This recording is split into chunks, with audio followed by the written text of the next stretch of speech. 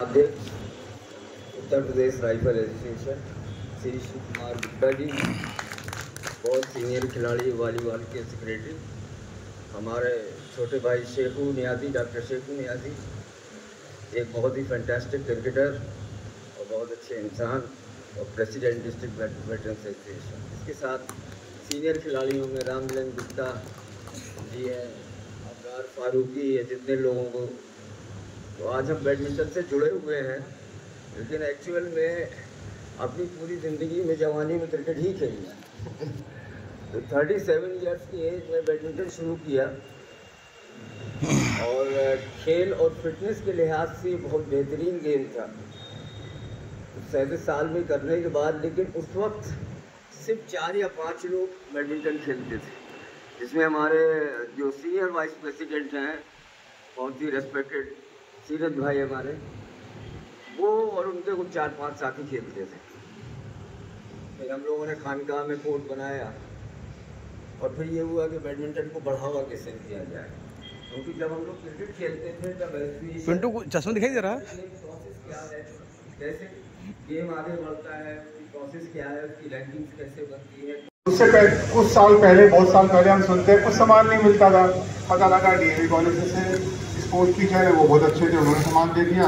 बाकी JNK college के teacher थे, बहुत अच्छे थे, उन्होंने कुछ सामान दे दिया। वो कुछ सीनियर खिलाड़ी, कुछ बजरंग विद्यालय वाले कुछ सीनियर खिलाड़ी, अरे भाई लेके आओ, हम खिलवाएंगे। उसके बावजूद भी खेल अच्छा होता था। आज इंफ्रास्ट्रक्चर भी बहुत अच्छा है, सामान भी बहुत कुछ है, बच्चे भी अच्छा कर रहे हैं। ऐसा नहीं है बच्चे नहीं अच्छा कर रहे हैं, बच्चे अच्छा कर रहे हैं, लेकिन हाँ अभी इनको कुछ और अच्छा कराया जाए। उसकी जिम्मेदारी हम ये सोचें कि भाई चलो ये डायरेक्टर स्पोर्ट्स पर, इसकी जिम्मेदारी कुछ सीधे खिलाड़ियों की भी है। मैं सबसे अच्छा बेकार हम चाहते हैं जो क्रिकेट एसोसिएशन है, इसके लिए हमारे लिए साथ जोरदार तालियां हैं, क्योंकि क्रिकेट में घाना में जो ये BPL दिया था, वो BPL मेरे ख्याल से इतना अच्छा टूर्नामेंट, जहाँ तक मैं समझता हूँ, मैंने नहीं देखा हो, मैंने यूपी में कहीं नहीं देखा है। क्योंकि BPL में वही तर्ज IPL की तरफ से टीम में बनाई, उनको सबको खिलाया, उनको सबको अच्छे से किया, उसका बहुत अच्छे से किया। और पैसे की कमी बहुत जगह होती है, हर जगह में पैसे की कमी होती है, लेकिन हम एक चीज़ देखते हैं, अब हार्पर क्लब स्टेडियम है, कोई कंपेरिजन नहीं है। हार्पर क्लब का कोई बजट नहीं है, कोई बजट नहीं है, लेकिन उसके बावजूद भी आज किसी न किसी हमारे अध्यक्ष जिलाधिकारी होते हैं, उसके बाद वहाँ पे जो है कुछ ना कुछ कहीं ना कहीं से पैसा आता रहा।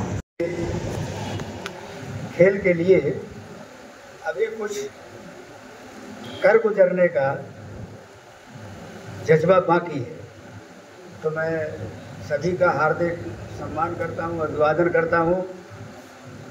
और आप सबकी ऊर्जा समग्र रूप से व्याप्त तो सब जगह है, पर इस शरीर को भी आप सबकी ऊर्जा और आज के युवा वर्ग के खिलाड़ियों की ऊर्जा मुझे सतत मिलती रहती है। और मेरी जीवंतता ऐसी बनी है, मुझे लगता है शायद मेरी जवानी अब आ रही है। और ये खेल का ही परिणाम है, और मुझे लगता है कि जीवन ही खेल है और सब कुछ खेल से मिला। जैसे शर्मा जी ने कहा कि शायद खेल हमारे जीवन से हटा दिया है, मैं अपनी व्यक्तिगत बात कहता हूँ, और ये मैं अकेले में कहता हूँ, अपने आप से कहता हूँ, आपसे तो एक कहने का एक बहाना है। सच्चाई है कि मैं अपने आप से कहता हूँ कि शायद मेरे जीवन से खेल हटा दिया जाए तो मैं नथिंग हूँ, ज़ीरो हूँ, और उससे भी अगर कोई ख़राब डिग्री हो सकती हो। खेल के कारण ही जो कुछ है हम, वो खेल के कारण है, चाहे वो शरीर के तरफ विभिन्न खेल के आयामों के तरफ हो। तो अभी ये मीटिंग जो आपने आयोजित की, इसका मकसद ये समझ में आया, जैसा कि हमारे जमीर साहब ने कहा, कि विभिन्न खेलों में बाधा को किस प्रकार से आगे बढ़ाया जाए। खेल जगत में खेल तो बहुत है, पर हमारे यहाँ खास तौर से ये वॉलीबॉल एक ग्रामीण अंचल का खेल है।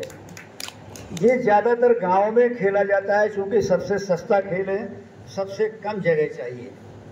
18 बाई 9 का ग्राउंड चाहिए और एक बाल जो 1500 रुपये की मिलती है इस महंगे ज़माने में। पहले तो हवा भरने वाली आती थी, वो तो 10 की आती रही होगी।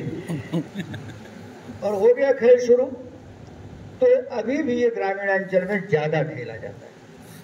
पर बाधा की पहचान, जैसा शर्मा जी ने कहा कि 85 में जब यहाँ पर स्पोर्ट्स हॉस्टल कायम हुआ तब ये डिस्ट्रिक्ट हेडक्वार्टर था, और जितने भी हॉस्टल थे विभिन्न खेलों के, वॉलीबॉल के ही नहीं, जो भी हॉस्टल थे विभिन्न खेलों के, वो सभी मंडल हेडक्वार्टर पर ही थे। ये एक पहला हॉस्टल वॉलीबॉल का बना जो डिस्ट्रिक्ट हेडक्वार्टर पे बना।